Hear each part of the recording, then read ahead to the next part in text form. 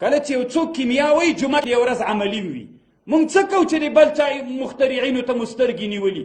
موږ خپل مخترعین پیدا کړو، په باروتو کې خپل پیدا کړو، په استخراج د تیل کې خپل پیدا کړو، په کمپیوټر ساینس کې خپل پیدا کړو، په حرکاتو د ستورو د اسمانونو د مځکو د سیارو کې خپل مخترعین پیدا کړو.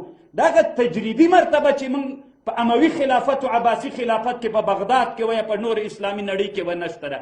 شیخ سے محترمه دا هم تر ټولو نه ډېره مهمه ده. کتابخانه ډېره ضرور ده.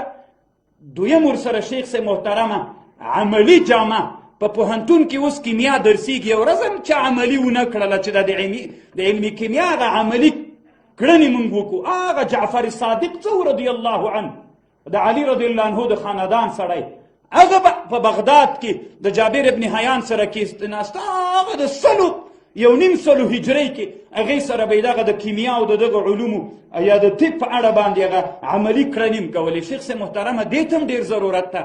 یعنې زه خپله د یو عالم په حیث باندې یو کال مدرسه درته پرېږدم، د الله په خاطر باندې راځم چې خلکو ته چې دا فکر کوي چې ملایان نه پوهېږي یا علم نسته ده ورته. موږ لاسونه خلکو تړلي ول، نه تنها زه دا ټول علما په دې شیانو باندې پوهېږو.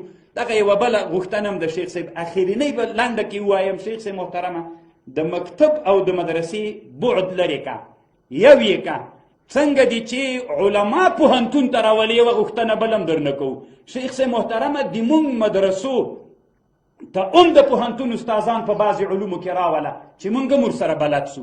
دا هم یوه ښه غوښتنه ده. موږ دوی ته راوله، دوی هم متخصص استادان د موږ مدرسو ته هم راوله، یو دوه دانې چې د موږ شاګردان هم د مدارسو شاګردان هم له دغو علومو نه خبر سي.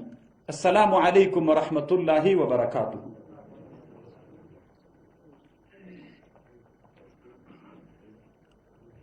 له جلیل دیني عالم شیخ صاحب